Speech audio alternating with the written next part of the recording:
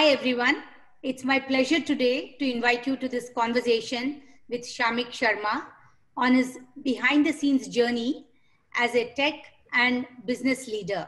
Shamik is currently the head of digital initiatives at CureFit and has been instrumental in launching and scaling many products, not only at CureFit, but in many well-known startups that are large companies today. Shamik, thank you so much for joining us on this behind the scenes brought by Kalaari Capital. Thank you for the invite, Vani, and I'm looking forward to the conversation. So, Shamik, are you like a geek, or how do you think of yourself? I mean, what's your, characterization? I think I would think of myself as a scientist because that's what my father wanted me to be. He's a scientist in computer science, so a lot of what I am internally wired at is much like a scientist. So, Shamik, how do you keep abreast of the latest technology? So I read a lot, and I follow a lot of interesting people on social media, and what happens is that some things, while a lot of things are there in the back of my mind in terms of what this is happening, that is happening, usually every quarter or so I'll dive into one or two of those areas very deeply, and I'll read a lot about it, and I try to go to the original sources of those things and try to develop how the history of whatever it is has evolved, because unless you kind of connect the dots, you don't see how the real thought process has happened. And then after that, if some of them really catches my fancy, then I will actually start dabbling in it myself, building things, trying to design some product around it, and so on. One of the things I've learned is that besides the technology, it's very important to think of the product application of it. So I try to, that is where my strength, I think, lies, being able to understand the technology deep enough and to be able to think about what end consumer or customer's experience would be using that technology. What's one example today that of technology that interests you, or products that interest you? And in this sort of pandemic situation globally, do you think we should also prepare for fundamental shifts in technology platforms? So actually not just now, but I think for the last 3 years, and people are well aware of this because I've written about it, is that one of the things that interests me is video. And the thesis I have, and it's very hard to explain it, is that just like in the old days, creating images and text was hard until HTML and a lot of picture taking mechanisms have made it easy to create composable text and composable images. It's very hard today to be a good video creator of various forms, and video creation and various things with video are still very, very hard to do. People think of it as just one static thing that gets created and that's what you have to publish. But I think over the next few years, we'll see video becoming a very composable object where you can do things with the video, and that will lead to a lot of applications in many, many sectors. We are doing so in fitness, but I think in marketing and education and healthcare, et cetera, it has lots of applications. So that's an area of current interest, and I think it will stay for a while because I've been getting very deep into it. What is the technology or architecture that you bet the bank on, so to speak, so you are early and you can benefit? I don't know if there's any science to it. At least I haven't found that in my career. Early on in my career, I used to get drawn into the hype cycle of any new technology. And, if it is whatever it is that time, I would say, okay, we have to bet the company on that, bet the company on this, right? And you're constantly, context switching because technology changes so fast, right? Over time, I think, what the judgment that I think you build up through experience is that you don't get too drawn into any one thing. And you are always looking for, first of all, you have to kind of build your own knowledge and depth into that thing. So I learn a lot of things at a very superficial level, but then I pick probably like 10% of it that I will try to learn in a much more deeper level. And then try to think about what is the application of this technology. You're not trying to force fit that technology, but you're saying, okay, in the areas that I'm working in, how could I use all of these, tools that I have now learned? And this is a new tool. Is it a very big tool to use, or is it just a small tool that will have some small impact? And if you come from a product and a consumer mindset, then you'll say, okay, for this consumer mindset and this consumer use case, this technology can have a huge impact, right? And very rarely do you actually feel that. And even if you do feel it, I now tend to give myself almost like 3 months of letting it fester, writing about it. I write little memos to myself, okay, this could be a use case and so on.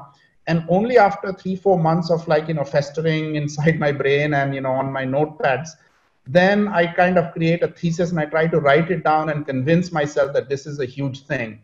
And then I try to sound it out against other people whether the thesis is right. And only when I've built that very strong conviction, not that everyone is going to agree, but you've kind of now gotten like 3-4 months of thinking in behind it, that you are then willing to kind of almost force other people to believe it as well by meeting with them, talking about your thing, and having that conviction of what it might be. So could you give concrete example of why this kind of lateral thinking around technology applies, obviously, in creating success in these distinct fields that are not thought about as technology oriented? So when I was talking to Mukesh early on, it was clear that even at that time that he always thought of Myntra as a technology company, right? But it wasn't obvious that how it would be applied.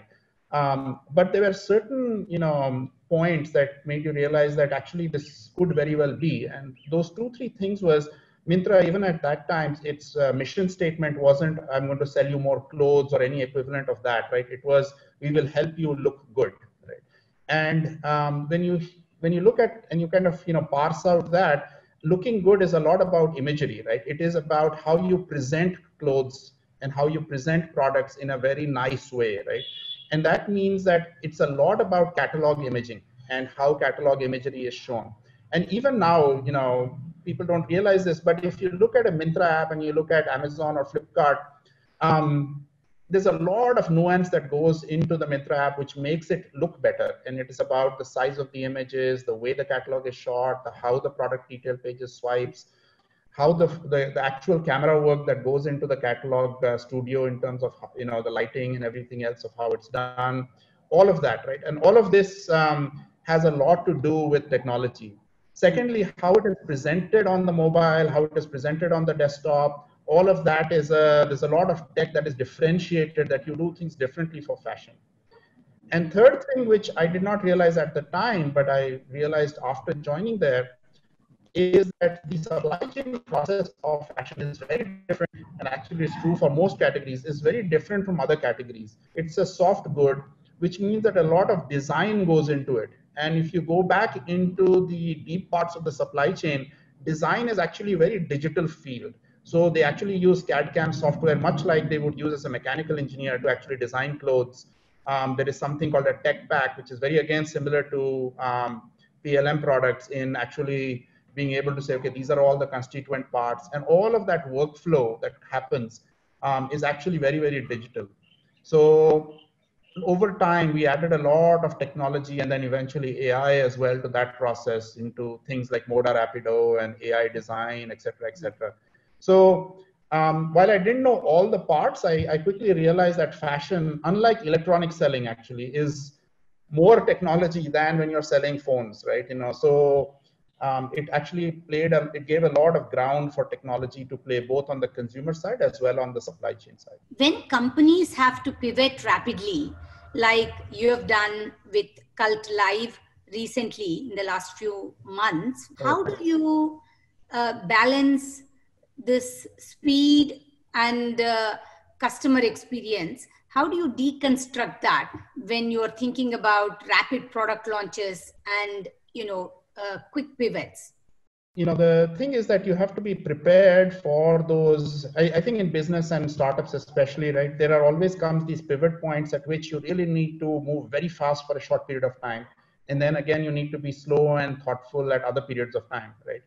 And sometimes you can't be too rigid about a certain development process or a certain product building process, because the environment itself may only give you these narrow windows of opportunity, or crises where you have to act in a certain way, which is much different than what you would act under normal times.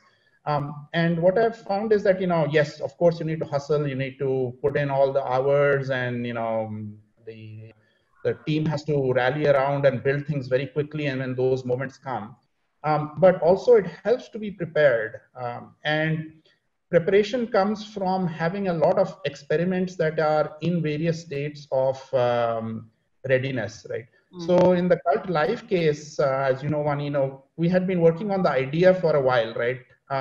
And we hadn't planned to launch it at the time we did, because we didn't know that the COVID situation would happen. But having those months of at least thinking and at least the pre-work done was very helpful in order for us to be able to respond and expedite the product when we needed to.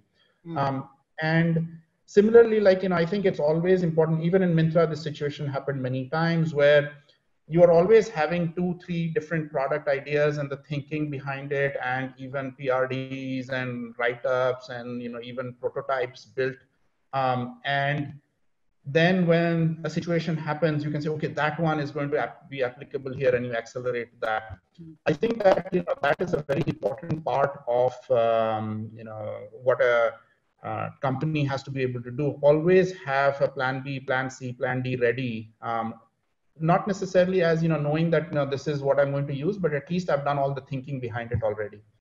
So do you have any first principles, either by percentage of budget, percentage of resources allocated, or number of projects that need to be in this sandbox at all times? Yeah, so I've used a rule of thumb. I used to use it a lot at Myntra as well, which is a much larger team. It was a 70-20-10 ratio, as I say, which is 70% has to be on your core revenue generating main business model oriented products.